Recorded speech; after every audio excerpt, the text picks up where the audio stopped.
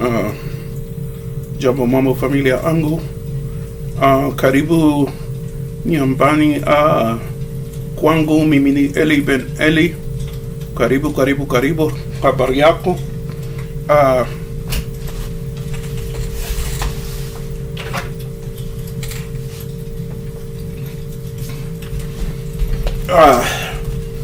I hope that this video finds all of you well. I was ruminating and pondering some things that I saw on YouTube, and I wanted to make a comment about them. You know, sometimes the hardest thing in the world is to accept change, especially when that change is kind of painful. And I understand that Felo the boy might be going through something like this. Felo the boy, Felix, listen to me. Accept change. You cannot be a project manager when there's no project to manage. Accept change. You know, it's kind of heartbreaking to see the situation that Felo the boy is in. He's, you know, there's nothing to do. There are no projects going on other than building his house. And, you know, he doesn't have a lot of money to do that, so it might look like if he's not going to complete that. But I just have some advice, general advice for Felo. There's a prayer that goes, God, grant me the serenity to change the courage to change the things I can. How does it go? God, grant me the serenity to accept the things I cannot change, courage to change the things I can, and the wisdom to know the difference. You cannot have your cake and eat it too, Felo. You can't 1 minute be saying, oh, I'm an orphan, but then along comes a Sir Edward or anybody who shows you a little bit of kindness, and you are misleading people by saying, oh, this is my father. He was not your father, as you have bitterly learned. He was nothing of the kind. All of these women that are, oh, my auntie, my mama, stop it. I realize that you might be saying that figuratively, but stop it. What you are saying is a lie. Those are not your parents. Those are not your aunties. And it leads people to question the legitimacy and honesty of you in general. If you're running around claiming that people are your father, your mother, then the next day you're saying you're an orphan, stop it. Be honest. And all of those entries in your little notebook, that's a lot of rubbish. All entries can be false. Okay? Felo, where did the money for your house come from? Where did your motorcycle come from? Where did the clothes come from? Where did the electrical appliances come from? You gotta answer these questions. Okay? Writing things down doesn't mean that you're being truthful. You know? I think that I was the first to say it. There are no Sir anything in America. I met a couple of black men whose mother named them that way, but very rare. Felo, this might be God giving you a wake-up call. Quit the shenanigans. Okay? It's heartbreaking to hear Joseph say that now Felo the boy is approaching other members of what they're calling the team, asking them for money, asking them for help. It's sad. Felo's broke. Or whatever money he had is locked up in an account that he cannot access. Heartbreaking. You put yourself in this situation, Felo. Own the responsibilities. A long time ago, I learned something very important. Never touch other people's money. Why? Because the most dangerous thing in the world is to be put in a position of holding other people's money, because you can make a lot of mistakes. You can do a lot of things that you don't think are a big deal for a minute, but it can turn into a big deal. I don't think that Sir Edward is 100% on the up and up. I don't think you're on 100% on the up and up 100%. I think that you have a good heart. I think you really genuinely want to help people. But one of the people you want to help is an orphan boy who has no real relatives, or, I understand how he feels. I've been there. I am there. For God's sakes, quit being dishonest with yourself. Stop running around calling people that are not related to you your mother, your father, your aunt. You want to say that about the people who raise you? Call them foster parents.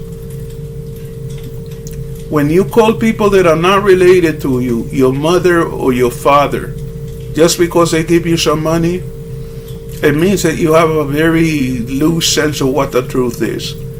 Okay? I'm one of those people who likes and admires Felo the boy, and I'm hoping everything works out for him. But if you take a step back, you come to the understanding that Felo the boy has a very loose way of using words, and don't claim that it's because of the fact that you don't speak English very well. There are a lot of other people in that village who don't speak English very well. They don't run around calling everybody their mother and their father, and it's deceitful. You need to stop that. Okay, it's deceitful.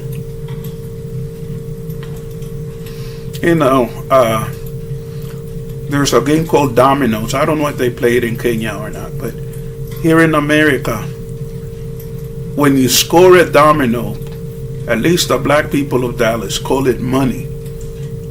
And sometimes they tell you that not all money is good money.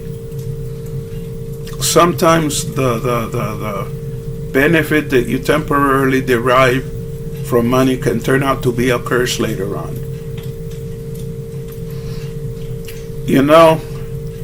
I have been in a position in which I was falsely accused of spending money that I hadn't spent, and it nearly destroyed me. And I learned from that moment on, don't put a finger on anybody's money unless they're paying me for services rendered.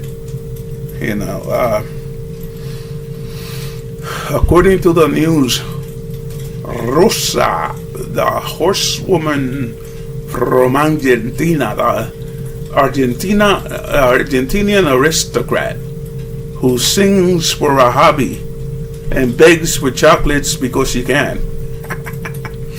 Rocio is running around hinting that she might be pregnant, throwing up or whatever. Let me tell you something. Anybody can throw up if they eat bad food. If they're constantly eating ugali and people leave the ugali out overnight and nobody, you're the king of kings, the king of Nyabohanset, the capo de tutti capo, the emperor of emperors, king of kings. It's too cheap to buy a refrigerator. It's too cheap to put solar panels on his roof. Never mind the fact that he's installing a helipad. So maybe food gets left out overnight. And people go, oh, you can leave it out for 12 hours. It won't spoil. Not necessarily so. Rocio Cabrera is no more pregnant than either of those meals are capable of being pregnant. Chemistry isn't there. And between her and my chemistry is not there. But if she is pregnant,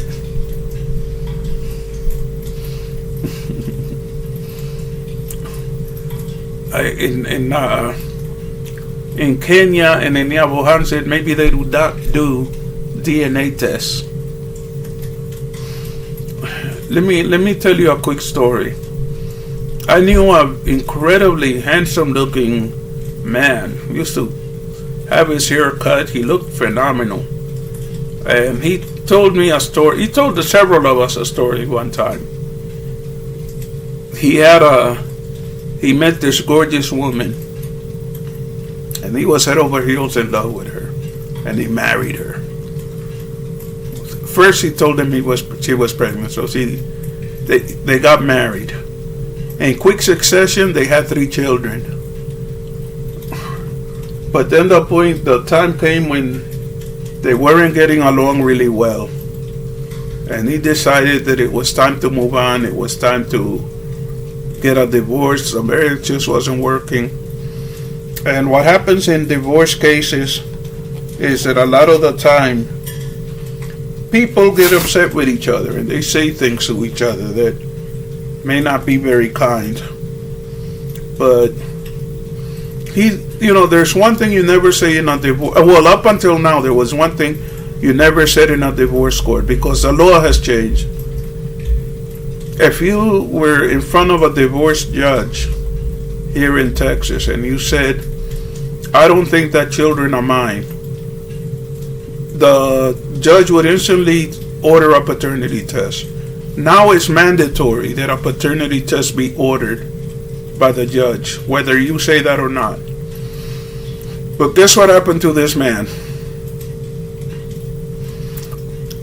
He discovered that the 3 children that he had been raising were not really his children. Oh, they loved them, and they were, daddy this and daddy that, and daddy, wallet, money. They weren't his children. Now, in some people in this country are starting to say that when a woman engages in paternity fraud by pretending that one man is the father when another man is actually the father, she should be put in jail. I agree.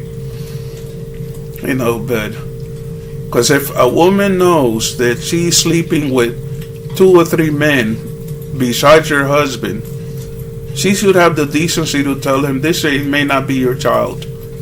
But instead, if a man is making good money and everything, they keep quiet, they let him spend money through the nose, and the man is a fool. He's jumping up and down thinking he's going to be a father. When every man along the street where he lives is having sex secretly with his wife. I look at the way that Rocio dresses in publicly. I look at the fact that Rocio is living with a man out of wedlock. I look at the way that she walks around in front of other men. I look at the long rides he takes with Gitriba, and the times he spent with some of those other guys. Who's to say whose child that is? If she is pregnant. It has not been proven. The grandkids arrive to Schleg. It has not been proven to me that Marwa is actually capable of bearing children. There are a lot of men who run around with children, with women, and you think, oh my gosh, this is a lady killer. A lady killer means a man who has a lot of women. It turns out, let me tell you another quick story. I know a gentleman who has been married, has had several women, all of this nonsense. Come to find out that he's LGBTQ in reality. Doesn't have any interest in women. He pretends, oh, this is my girlfriend. I'm dating. I've been with her for years. He has a wife who he hasn't seen in years. LGBTQ. Just because a man says he likes women, just because a man even sleeps in the same bed with a woman, doesn't mean that he's doing anything to her that will give her a baby. So, if I was Marwa, if that woman is running around claiming, she's throwing up because she's pregnant, not because the ugali was rancid or the food tasted nasty, ask for a paternity test. You like to travel. You like to go to different countries. Go to one of those European countries, and when you're there, surprise you. Say, let's get a paternity test. You know, women have been pulling paternity fraud throughout history. It's only recently that paternity courts have been able to prove conclusively that a man is not the father of a child. You know, and then there are a lot of men who have no interest in women and don't care if their woman is sleeping around with other people because they're trying to prove to the world, oh, I'm a big man. So when the woman gets pregnant, I have done a lot of divorce cases. You'd be surprised how many times a woman who is practically a sex worker gets pregnant, and a lot of her male friends that have a little bit of sugar in the tank will approach her and ask her, please let me claim the child as mine. My dear friends, if you haven't liked and subscribed, like the video, subscribe to the channel. I'm kind of stalled. I don't know what's going on. You know, I don't know, but I'm stalled.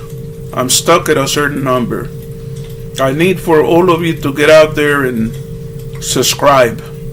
And if you have watched a video this long, Asante Asana, and I'm saying this from the bottom of my heart, I love each and every one of you, especially those who have subscribed.